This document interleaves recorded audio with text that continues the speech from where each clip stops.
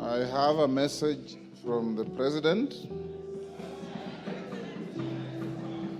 on the nomination of Professor Kindiki. Is the 13th Parliament the most incompetent, corrupt and irresponsible in Kenya's history? Rais amekamata bunge. Rais amekamata makende ya bunge na munisamee kwa hayo yote. Nilisema amekamata. The impeachment of former Deputy President Rigathi Gachagua has ignited a firestorm of debate, leaving many Kenyans convinced that electing this regime was the gravest mistake in the nation's history. Rais alimaliza bunge kabisa, hata hatuna bunge la Kenya. Kwa nini msiende nyumbani? Sisi wabunge tunakula pesa bure. Hakuna kitu tunaweza saidia wa Kenya kwa sasa. Hata tukimake policy zote zitaenda kungeuziwa State House. That is really dangerous, mheshimiwa. Hakuna haja ya kuwa na bunge Kenya. Including kesho unasema kipenga kipulizwe na muende home. Kila mbunge aende nyumbani. Hakuna kitu tumesaidia Kenya now. Are you serious with this? I am very serious. Kwamba bunge limefeli and it's time kila mmoja aende nyumbani. Hata ukitengeneza sheria gani haifuatwi. Sasa wewe unatekeleza sheria gani kama haifuatwi? How the legislative arm executed the impeachment has only fueled this belief. Whispers on the streets now describe the 13th Parliament as more demonic than any other assembly that has ever presided over the land. Ikiwa Gachagua ni mbaya, kila hata Ruto ni mbaya, sisi wote waende wote. Hakuna kubakisha, kuva dereva, kuva makanga. Hata MP waende, hata magavana waende, wametuzoea. Hakuna kutumika tena, tumechoka. For instance, the 13th Parliament were the puppet masters behind Gachagua's impeachment. You see, while Kenyans demanded that both Gachagua and Ruto to vacate office, the 13th Parliament had other plans. To them, Gachagua was the sole architect of the nation's troubles, the sacrificial lamb to be offered while the president remained untouched. The nays, 44.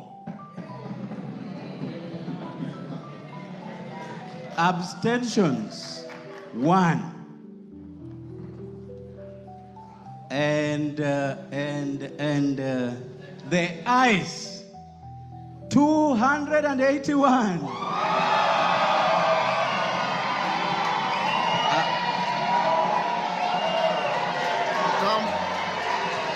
Come forward. While the House is notorious of being empty during crucial policy debates that affect the welfare of the nation, the chambers were suddenly packed on the night of Gachagua's impeachment, with over 281 MPs showing up in full force to cast their votes, transforming the night into a political spectacle. But as soon as the dust settled, the following morning session had to be adjourned due to a glaring absence of members. Were the MPs exhausted, or was it simply that their task was done? The hypocrisy hit new heights when on the 18th, the MPs miraculously filled the chambers again, bright and early at 10 a.m. This time, their purpose was to rubber stamp the appointment of Kindiki as the new deputy president. Notified the House of the receipt of a message from His Excellency the President nominating Professor Kindiki EGH to fill the vacancy in the office of the Deputy President pursuant to Article 149 of the Constitution. You will further recall. Mutuse, take your seat.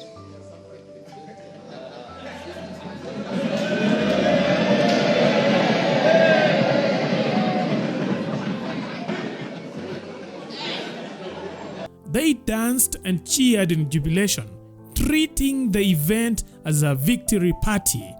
Mwangi, the man who moved the impeachment motion, was hailed as a hero, though many now regard him as a political assassin handpicked by the president to ensure Gachagua's downfall. In fact, there is another video that has emerged where you can see a man playing a piano inside the parliament. This undated video shows how the parliament currently is.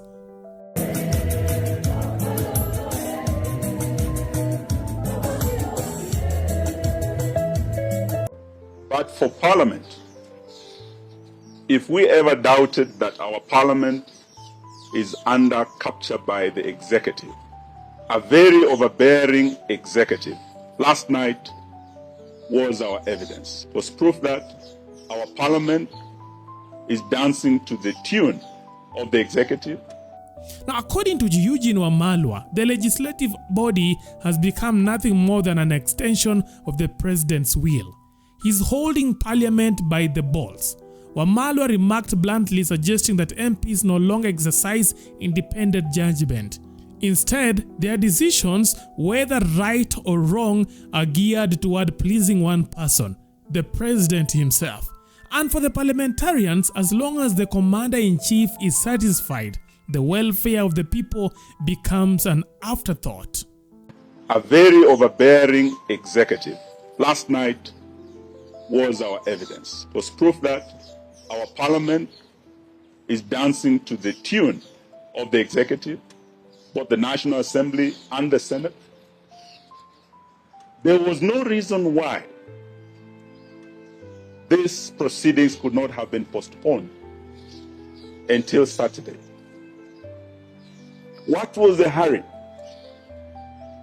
When Speaker Kingi withdrew to his chambers, what were his instructions? We suspect and we believe he was told by stroke of midnight, you must be done with this man.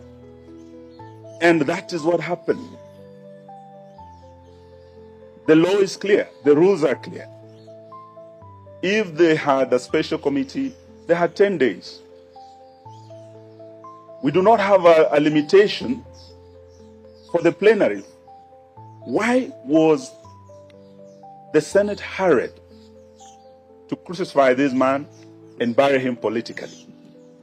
All we can suspect is that Mutuse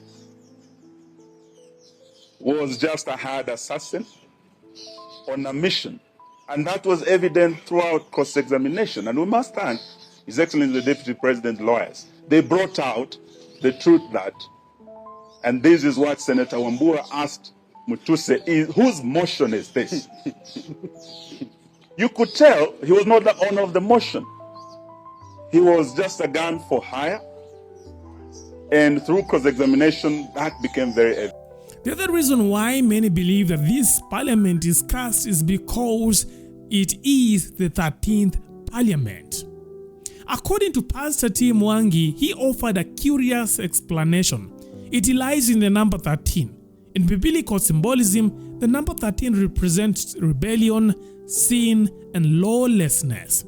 It is no coincidence, he argues, that this parliament seems to thrive on chaos. Every law passed, every decision taken feels like a defiant dance with disorder, an embrace of turmoil. And this is a video that Pastor T shared more than 3 years ago, in fact, before the president was sworn in.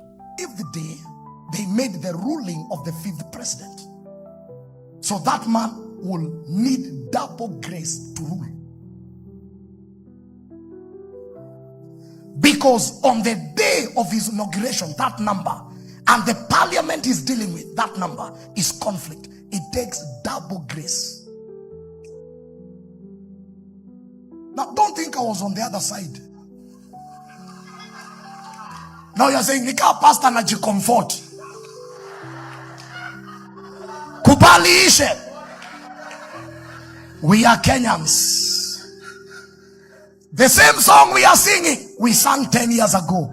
Si uchawi ni maombi. That song is very sensitive. And this is what I heard the Lord tell me. When you have a church member that you pray for and he becomes a manager, it does not mean the church has become the manager. It is the man. So when the man messes up, the church that prayed for him must grow and deal with him. When David was anointed, we'll come to that. Now this one I'm giving direction to the nation. When David was anointed, he was a king, but in God, he was the son of God. When David slept with Bathsheba, God never saw a king, God saw his son. And he sent a prophet not to correct the king, but to correct the son. We all watched what happened in the Senate. And some of you may have seen the interview that I conducted on Citizen Television, where I predicted that things were going to move very, very fast. The whole thing predetermined. I once was Deputy Speaker of Parliament, and one of the worst mistakes you can make as a legislator is to anticipate debate. The whole National Assembly anticipated the outcome of the deliberation. Is the 13th Parliament cursed, or are they just masters of manipulation, using numbers as scapegoats for their own incompetence? Whether cursed or simply corrupt, one thing remains certain: this parliament has pushed Kenyans to the edge. And as the people grapple with this leadership, many can't help but ask, how much worse can it get? Kusema ni hii: wakati rais na naibu wake wako na shida, watatuletea hii shida yao. Lakini saa hivi tunaongea na nyinyi, Adani imechukua airport. Vile tunaongea na nyinyi, NHIF watu wanaenda hospitali wanashindwa kutibiwa. Lakini kitu nataka kusema, I have never seen stupid MPs who can go to the parliament. Order. Tulia. Let me speak. Order. Ngoja kidogo. Haya. Let me finish my point. Haya. Sasa wewe kijana kutoka Embakasi East. Sasa wewe unaniona kama mjinga sana. I withdraw that statement. Withdraw and go.